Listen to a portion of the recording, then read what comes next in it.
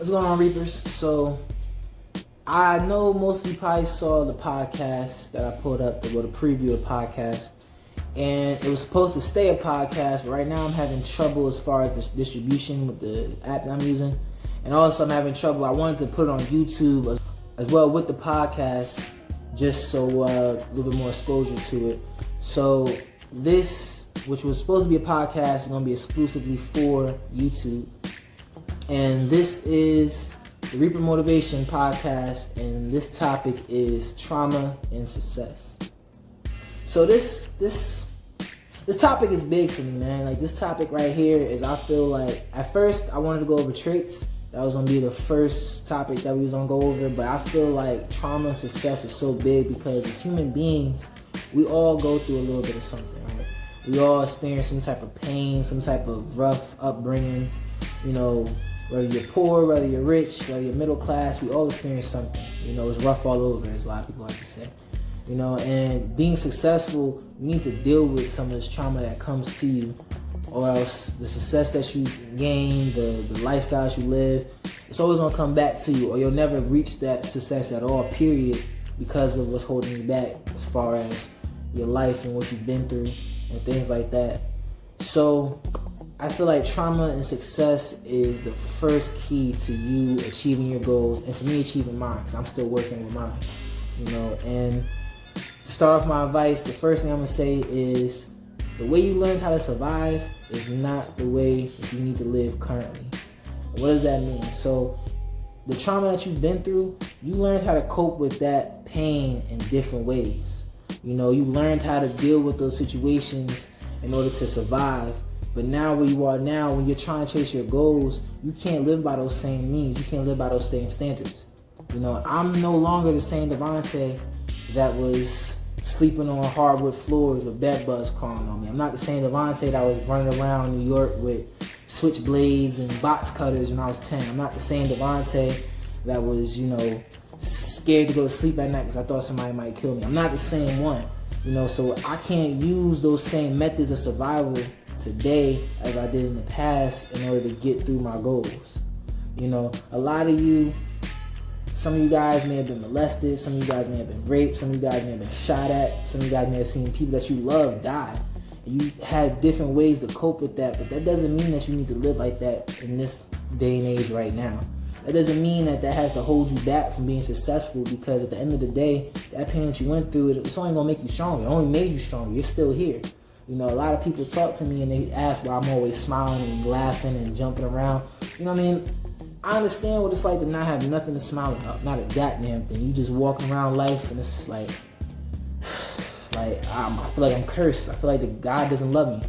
You know, I know what it feels like to be like that. But at the end of the day, you still keep your composure. You still keep strong, because you know that you're moving towards something, and that something can be your goals. You know, life is so much better when you're chasing something that you love. And something that you love, that could be a wife, that could be a goal, that could be whatever it is in your life that you're using to get by, to get towards. And that can save you. That can save a lot of trouble and a lot of heartache. You know, and that leads me into my next point. And my next point is that even though this is good for chasing your goals are not a pacifier. So yes, find something that you love, chase it, hunt it. That's what we do. We hunt goals, but at the same time, do not think that that's a pacifier. Don't think that that's something that's gonna, you know, I'm gonna go chase my goals. I'm gonna go get this nice car. I'm gonna get this nice house, and poof, everything's gone. I feel better. I'm all good. No, you know, because at the end of the day, you can't even get to those goals without solving what it was that was hurting you in the past, because they're gonna pop back up. You look at somebody like Antonio Brown. Here's a man that started out at the bottom of the bottom, a 6th-round draft pick. A 6th-round draft pick. 6th rounders a lot of times don't even make the team. They don't even get past training camp. This man got on the team. Not only did he get on the team, he built a Hall of Fame career. Talent, super talented. He's not the biggest. He's not the fastest, but this man just worked harder than everybody else and just had that confidence and belief in himself. And he reached that success. But that didn't pacify those demons. And you're seeing it now. That's what you see with a lot of these athletes. You know, you look at some of these people and we judge because, you know, we're in a lesser state. You know, we're a little bit envious of these people. But you see like a rapper, right? And he'll get caught in his Bentley with a shotgun. Everybody's like, what the hell wrong with him, dog? What the fuck is you running around with a shotgun for? You rich. I wish I was rich. I would give up that shotgun.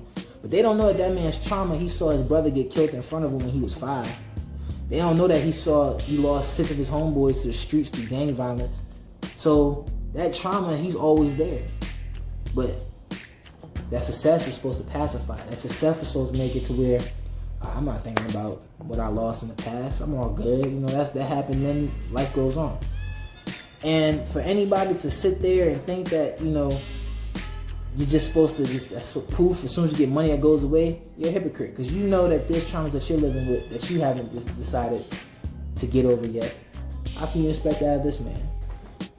Happiness is only found when you can accept failures and you can accept the past. It means basically, when I can accept that I failed at something, when I can accept that I can fail at something in the future, then I can be happy knowing that at least I tried my best. You know, when I was in high school, I loved football. I thought I had very, very promising talent. I was the freshman football player of the year. I was the defensive MVP of the spring season. And in my sophomore year, I got into one of the varsity games against one of the top teams in the state, and I did terrible, right? And it fucked me up, not just for that year, but for the next year after that, right? Because I just could not accept the past. I couldn't accept the failure. In my head, life was over.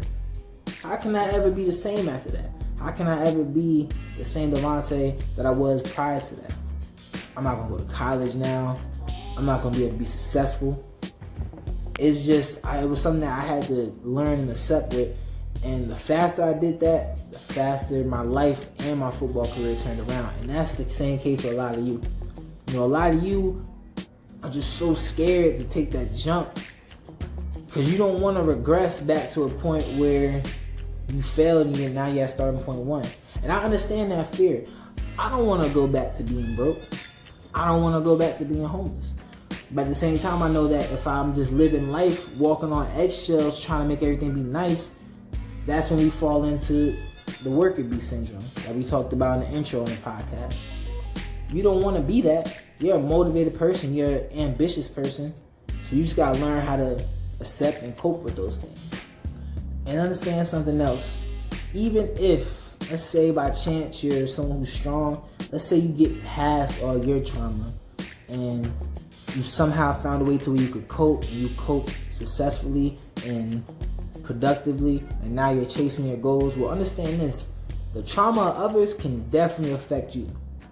If you're in a toxic relationship, we're going to get into the relationship series, but if you're in a toxic relationship, the trauma that your spouse or that your girlfriend went through or your boyfriend or whoever you're with, it's going to affect you because they're going to make your life a living hell. You're not going to be able to chase your dream.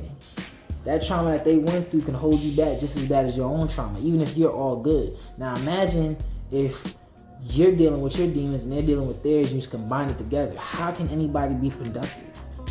How can you really go to work and chase a goal or try to stand out if you fucked up and when you go home, your household's fucked up? Or, you know, when you go to see your girlfriend or whoever the case may be, they're just filling you in with more toxic and poison and all these things. How can you be successful? How can you chase a goal? It's impossible. So just because, and that goes for friends too, because your friends, you're with those people all the time. You want to have fun, you're with them. When you're sad, you're with them. Their demons can affect you just as bad. Their doubt can affect you just as bad. Again, you know, that trauma, they don't want to regress and go back to where they were. They'll tell you the same thing. You should play it safe. Stay at that job. You know, yeah, you work at Wendy's. So a lot of people work at Wendy's down here. They retire from there too. Look at Miss whatever her name is. She's like 45 at Wendy's. Why not? She can do it. You do it too. You don't want to be broke. What happens if your mom throws you out when you lose your job? But fuck that. You gotta look at it as in, well, I don't give a fuck who worked there for 45 years. I don't care what the norm is. I'm gonna take these chances. I'm gonna take these risks. I'm gonna take these goals. You know, backtrack about a year ago, there was a situation that I was in, and I had a very steady job. I just got my car. The job I was there, my employers liked me. I was doing good. I was coming up. You know, I was going back to school. I had no reason to leave that job. The money I was making was getting me over. It wasn't a lot.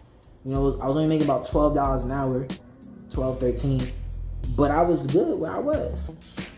But I said I didn't come down to Virginia to be average. I didn't come here to just get a living and go. I came here to chase my dreams, and I knew in my heart of heart that I could be a millionaire one day. So if this is where the chances start, then this is where the chances start. Fuck it. If it doesn't work, it doesn't work. I'll bounce back. That's the confidence I had in myself.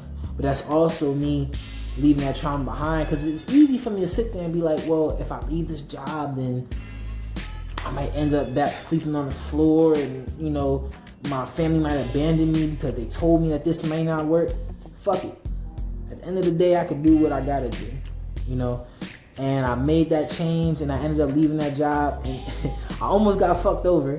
But in the end, it all worked out because I got a new job that paid a lot more, got another job after that, and fast forward now, I'm in my own apartment, you know. So understand that the trauma of everybody around you can affect you too. Toxicity is ubiquitous. It's everywhere. Everyone has it in some shape or form. Even I do. You know, you just gotta learn how to sift through it and avoid it when you can and when it's not needed.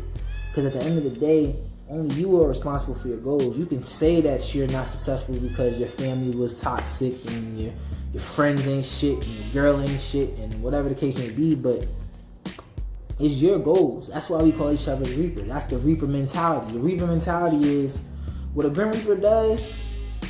His one and only goal is to take a soul. And it's just a matter of time before he does it. That's what we do. We're not taking into account any emotion. We're not taking into account any outside, none of that. We're just hunting our goals, and it's just a matter of time before we achieve them. One way or another, we're going to achieve them. That's the Reaper mentality. You know? So, understanding that your trauma can prevent you from all of that. That's the biggest saying everybody has. The only one that can stop you is you. And it really isn't just you, it's your trauma